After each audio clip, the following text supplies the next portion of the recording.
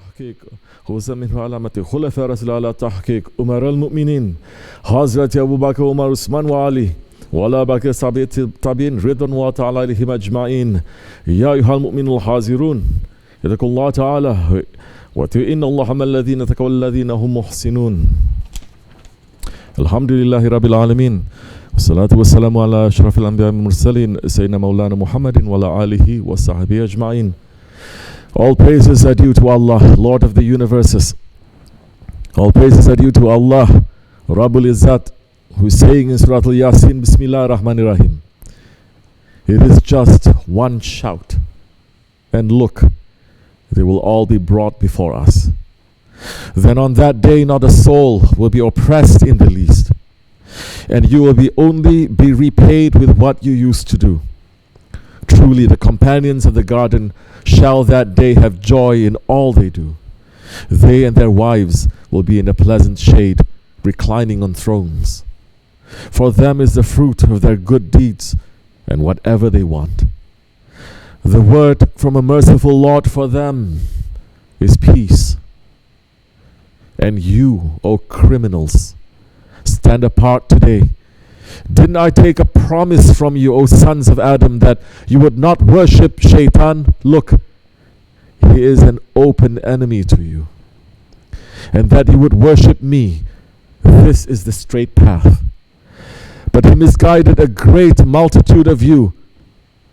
But you have no sense. Here, this is the hell you were promised if you followed him. Burn inside it today for what you disbelieved. That day we will seal up their mouths, and their hands will speak out to us, and their feet will bear witness as to what they used to do. If it had been our will, we could have blotted out their eyes so that they should struggle for the path.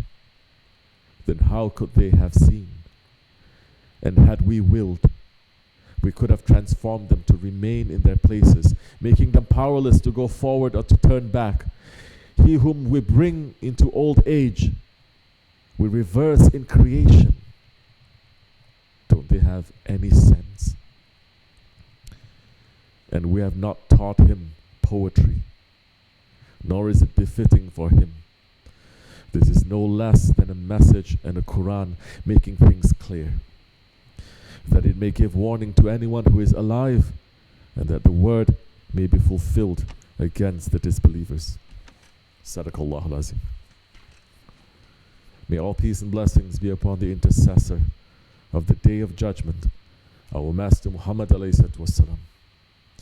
Holy Prophet alayhi salatu wasalam is saying, the closest person to me on the day of judgment is the one who sends the most salawats on me.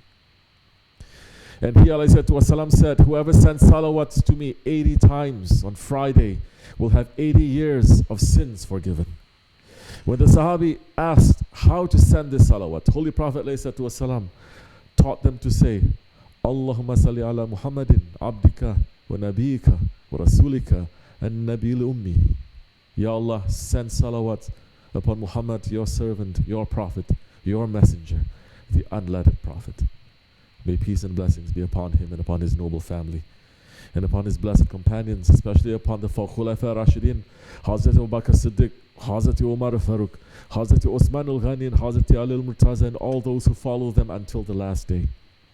May peace and blessings be upon the grand sheikhs of the golden chain of the Naqshbandi Silsila, the masters of the prophetic secret. May peace and blessings be upon the crown bearers of the Shariat, the noble Ottoman sultans, and upon all those who preserve their honor until the last day. Ya ayyuhal mu'minun, O believers, all praises are due to Allah, who gave us life to reach to the first Jummah of Shaban, the month of Sayyidina Muhammad alayhi salatu wasalam. This is a holy month, and it is associated with the Holy Prophet alayhi salatu wasalam. He alayhi salatu wasalam is saying, Shaban is my month. Whoever respects Shaban truly respects my command. And whoever respects my command, then on the day of Qiyamah, I will be a savior and source of good for him.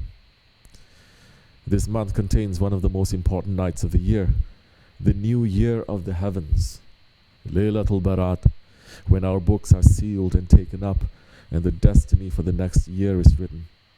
May Allah subhanahu wa ta'ala save us from a terrible accounting, and may He grant us His mercy for the sake of Rahmatul lil Alameen and His inheritors. Amen. O believers, 21st century mankind is non-stop challenging their Lord. Allah Zul Jalal, Allah Malikul Mulk.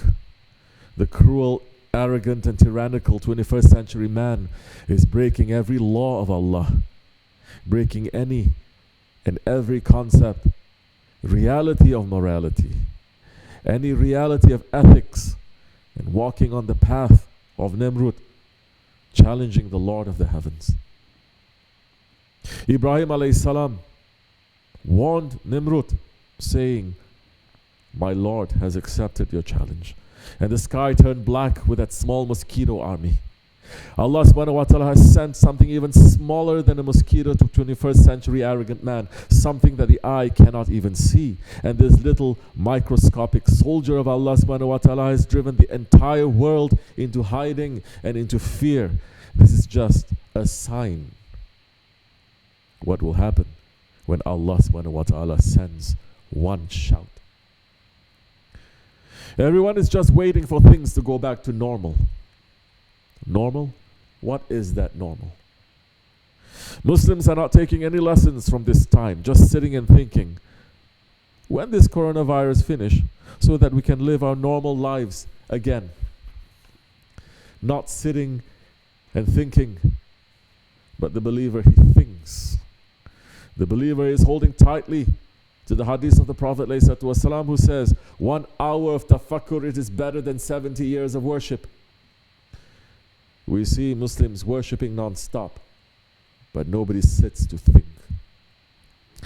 The believer, he doesn't sit inside his house watching dirty things. The believer uses his akal. So let us think. Do we deserve this? Does 21st century man deserve this? Did we become zalims who are challenging Allah subhanahu wa ta'ala? Anyone who is in the category of zalim, those people are challenging Allah. And Allah subhanahu wa ta'ala has no love for zulm. Sahibul Saif, Sheikh Abdul Karim al-Kibrisi Rabbani Katasir is saying, Allah subhanahu wa ta'ala is saying, I don't love the tyrants. The ones that Allah doesn't love, that one is a kafir. Every tyrant is a kafir. Allah has forbidden tyranny to Himself. Don't be from the tyrants. Allah subhanahu wa ta'ala may let you walk away a little bit, but every tyrant is going to be questioned and going to be punished. No tyrant can escape. He says, if you did tyranny, if it's not today, then tomorrow. If it's not tomorrow, then the next day, I'm going to catch you and you're going to pay a price for that. What is tyranny? You are running against what Allah is putting on you, and then you are attacking yourself and everything else surrounding you. Yes, today's people became worse than Fir'auns. Those who are running in the way of Allah became a Fir'aun. They are not accepting anything anymore. Nobody's accepting anything anymore, and everyone is right in their own way. Their eyes are closed. Yes, the world had tyranny before. The world had the tyranny of Fir'aun and Nimrud, of Ad and Samud. But you and I, we know in our hearts that the tyranny of Akhir Zaman, it is completely different. And we know that the zulm, the tyranny that has entered the hearts of the Muslims is different. What happened to us? Can we call this the nation of Muhammad ﷺ? The nation that the angels came from the skies to send help? The nation that conquered the whole world with the takbir? The nation whose flag was a symbol of justice and fairness and peace? No, this is not the same nation of Muhammad ﷺ. Something changed. Something changed inside the DNA of the nation. This is the nation that no power could bring down. But everything changed. Holy Prophet ﷺ told us that everything would change. Shaykh Effendi is giving us the Holy Prophet ﷺ's hadith, saying the Holy Prophet ﷺ is saying to us, you are going to be so many in Akhir Zaman, but your enemies are not going to have any fear from you because you are going to have a sickness in you. And Allah subhanahu wa ta'ala is going to remove the haybat, the majestic look, the majestic powers away from you, and your enemies are going to look at you and they are not going to have any fear from you at all. And they said, Ya Rasulullah, are they going to be very little in number? He said, no, the opposite. In numbers, there are going to be so many of them, but they are going to fall into the love of the dunya. They're going to love dunya. And they're going to hate death. They are not going to want to hear about death. Think about this hadith. The Holy Prophet ﷺ is saying, the believers in their natural state, the believers have haybat. The believers in their natural state cause their enemies to fear them. But a sickness will enter into the hearts of the believers that will make their nature to change. Hubub dunya. The sickness. The love of dunya. There was another love in our hearts that we replaced with the dunya love. What was the original love? Our original state, the original state of Bani Adam is to love Allah, to love Rasulullah, and to love those whom Allah loves. You want proof? Look at 1400 years of our history. Open any book of Islam. Read the life of the simplest Muslim who lived in any corner of the Muslim world before the last century, and you will see an example of purity and love of Allah and His Prophet.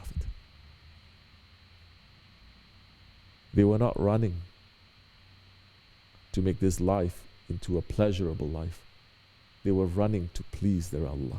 So the love of dunya, it comes and it uproots the love of Allah and the love of Prophet from the heart. When did we uproot our love from our hearts? And what did we replace His love with? We are in the Jamaat of Sahib al-Saif. And he has written the answer to this question in our hearts. We removed the Khilafat.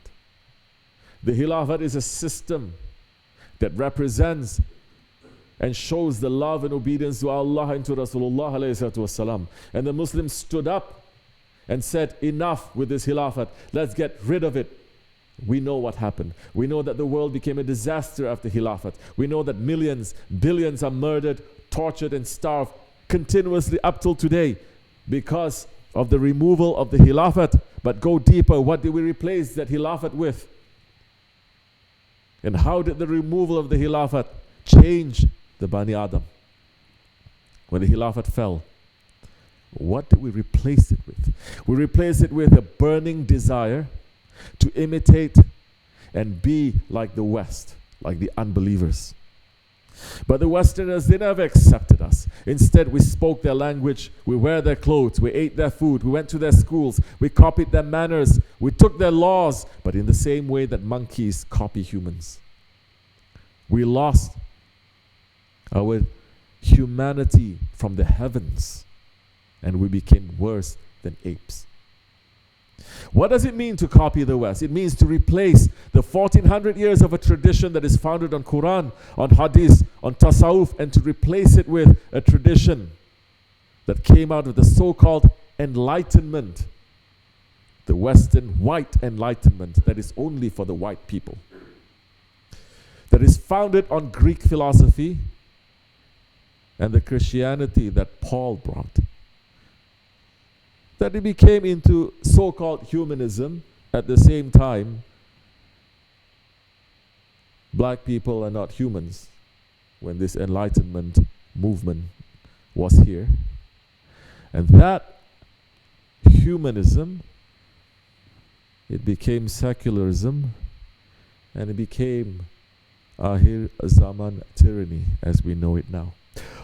Muslims dressed themselves with and adopted the most zalim intellectual and cultural heritage that has ever existed in the history of mankind. Not Firaun, not Nimrud, not Abu Jahl could imagine the dehumanization of mankind that has occurred in the 21st century. At least in the time of Firaun and Nimrud and Abu Jahl,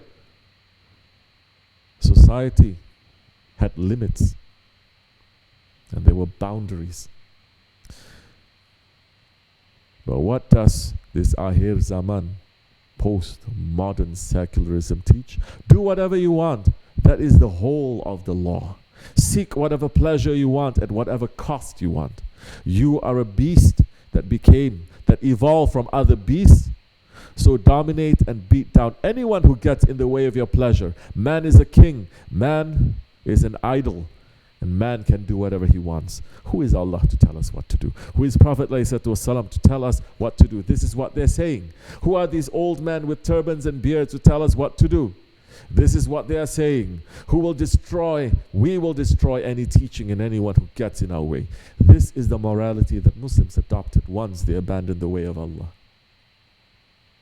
So instead of one Firaun, one Nimrud, one Abu Jahl, the world is populated now by 7.5 billion tyrants. Everyone thinks and believes it is his right to be a king. And everyone believes that they have the right to do whatever they want. And because Allah has not punished this nation as quickly as it punished the earlier nations, they think that they can get away with it. And we think that Allah no longer rules. And this attitude brings the anger of Allah. Holy Prophet ﷺ is saying, on the day of judgment, the man who will be the most vile to Allah, the most filthy, the most wretched is a man who is named King of Kings. But there is no king but Allah. We are in Jababira time, the time of biting tyranny. And this tyranny is so harsh and so cruel because it is not individual tyrants ruling the world who are putting this cruelty on us. It is the whole of mankind. Mankind forgot who we are. Bismillah ar-Rahman ar-Rahim. Doesn't man see that we have created him from a sperm? But look, he stands forth as an open enemy. Yes, 21st century tyrannical man is in open rebellion to Allah subhanahu wa ta'ala. But we forget that we came from a drop of dirty water. 21st century Muslims who remove the Khilafat are in open rebellion to Allah subhanahu wa ta'ala. Instead of Allah, they have taken themselves as ilahs. Instead of Shariat to guide them, they have taken consumerism as their path. Instead of tasawwuf to shape their morals, they have taken capitalism to guide them.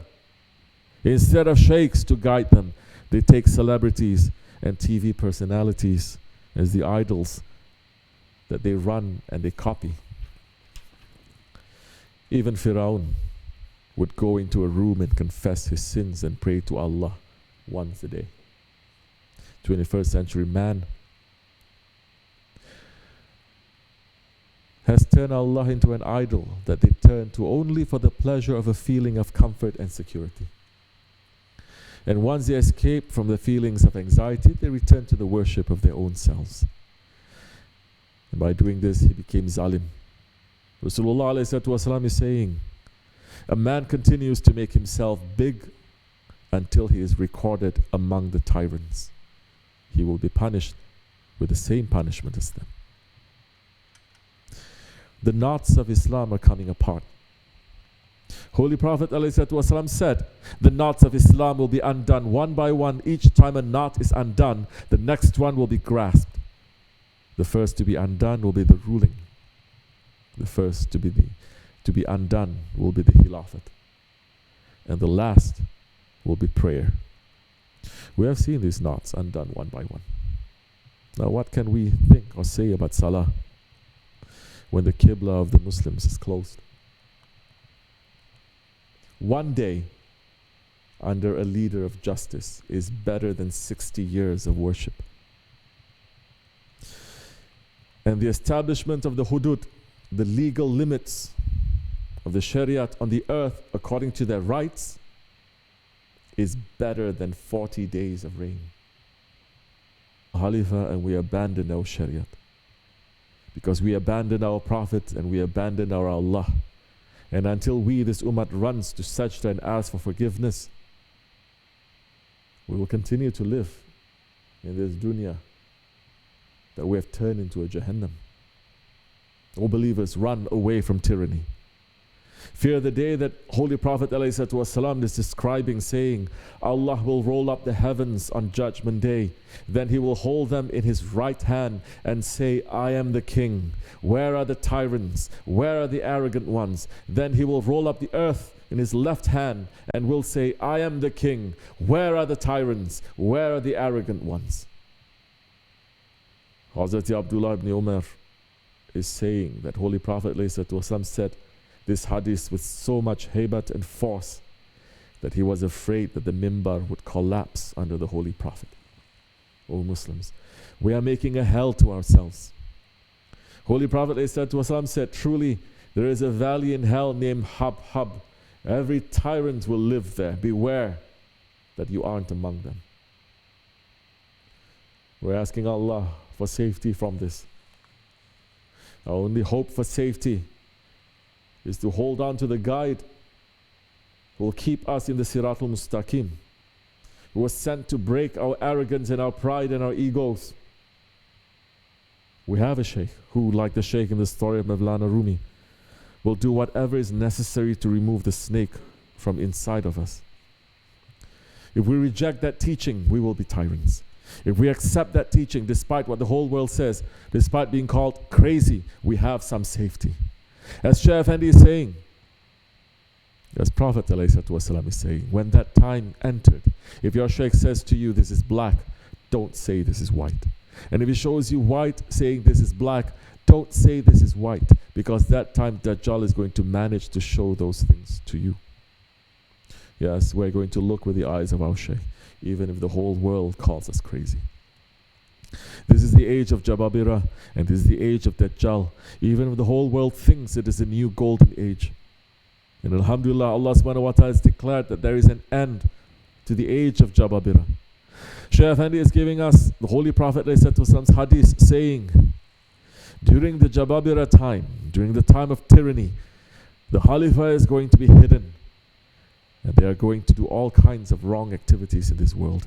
Wait until one of my descendants, Mahdi alayhi salam, appears, because before his appearance, no one is going to be able to change anything.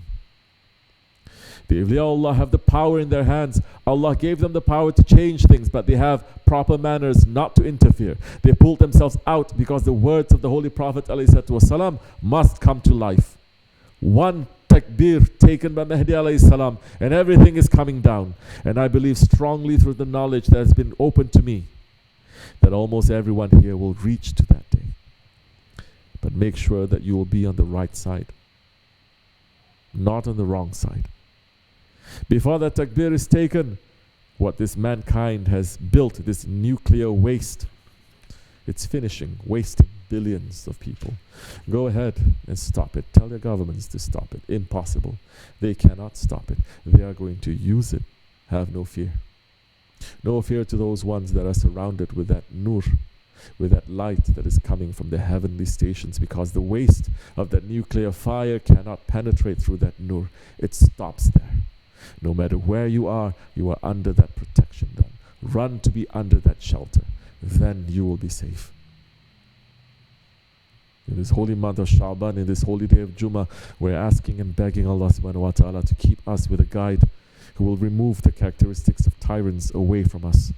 And we are begging Allah subhanahu wa ta'ala to forgive us and not to let us to enter His presence as tyrants. And we are asking that Allah subhanahu wa ta'ala not cut our association with our guide, and to let us to reach to be on the right time in the Zaman of Mahdi alayhi salam. For believers, there is good news.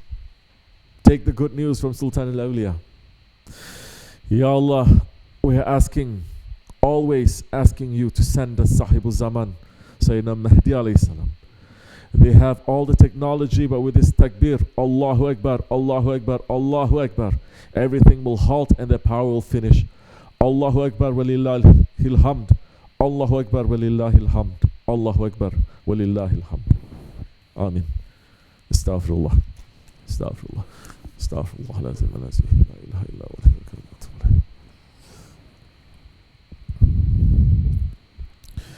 La ilahe illallah vahdehu la şerike la lehul mulku ve lahul hamdu şeyin kadir. La ilahe illallah vahdehu la şerike la. La ilahe illallah vahdehu la şerike la. La ilahe illa ente subhaneke inne zalimin. La ilahe illa ente subhaneke inne zalimin. La ilahe illa ente subhaneke inne zalimin. Subhan kudusun Rabbina Rabbil melaiketi ve ruh. Subhan kudusun Rabbina Rabbil melaiketi ve ruh. Subhan kudusun Rabbina Rabbil. İnna dîne indallâhil İslam. Kâm salah. Allahu Ekber, Allahu Ekber, Allahu Ekber, Allahu Ekber. Eşhedü en la ilahe illallah, eşhedü en la ilahe illallah. Eşhedü enne Muhammeden Resulullah, eşhedü enne Muhammeden Resulullah. Hayya ale's-selâ, hayya ale's-selâ.